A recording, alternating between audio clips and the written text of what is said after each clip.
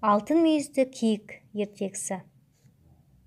Ертеде Бұлдырмерген деген атақты аңшы болыпты. Өзі мерген, әрі қарулы, ақылды, ержүрек адам екен. Бір күні ол аңға шығады. Орманды, тауды аралайды. Шаршаған соң бір ағаштың көлеңкесіне келіп демалады. Бұлдырмерген қарсы алдында ағып жатқан бұлаққа қарап отырады. Сөйтсе байқамапты. Бұлақтың арғы жағасында үлкен жартастың түбінде бір киік жайылып жүр екен. Екі мүйізі күнге шағылысып жарқырайды, тіпті көз қаратпайды. Бұлдырмерген өз көзіне өзі сенбей таңдана қарады. Шын киік, екі мүйізі қарағайдай алтыннан екен. Ол киікті атып алмақ болып садағын кезейді. Сонда алтын мүйізді киікке тіл бітіп, сабыр ет мерген деп Бұлдырмергенді тоқтатады. Аңшы оның жанына келеді. Ол аң аулап жүріп бұрын соңды мұндай ғажапты көрмеген екен. Қатты таң қалады. Алтын мүйізді киік әп-сәтте алтын мүйізді ақсақалды шалға айналады. Үстіндегі киімі күмістей жарқырайды. Ал екі алтын мүйізі сол қалпында қалады. Бұлдырмерген ештеңе демей ғажапқа таңдана қарайды.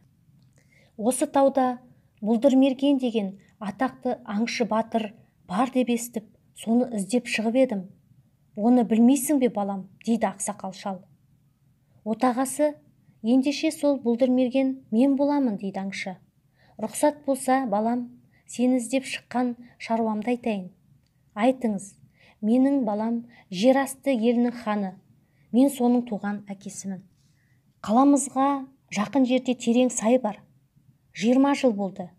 Сонда бір айдаһар мекендейді. Бүкіл ел жұртыңды қалаңмен жұтамын дейді.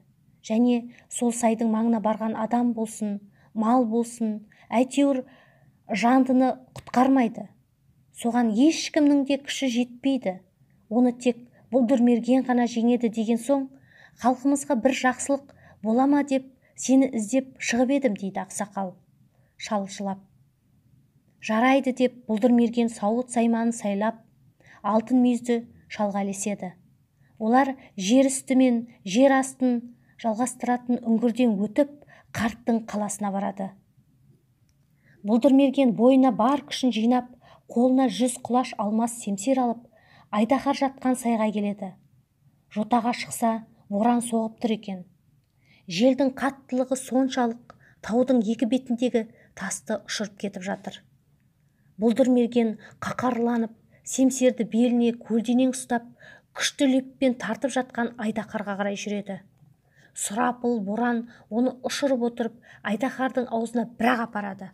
Өткір семсерден айдаһар қимылдауға шамасы келмей қалады. Алай-түлей соққан боран да тоқтайды. Боран айдаһардың леп екен. Айдаһардан жапа шеккен жұрт шат-шадыман қуанышқа бөленеді. Бұлдырмергенді қоршап алып, қошеметтеп қалаларына келеді. Ұлан асыр той жасайды.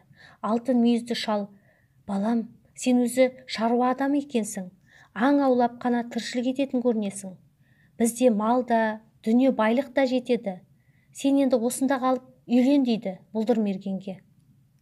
Бұлдырмерген бұған көнбейді. Менің ауылым, туысқандарым бар артымда.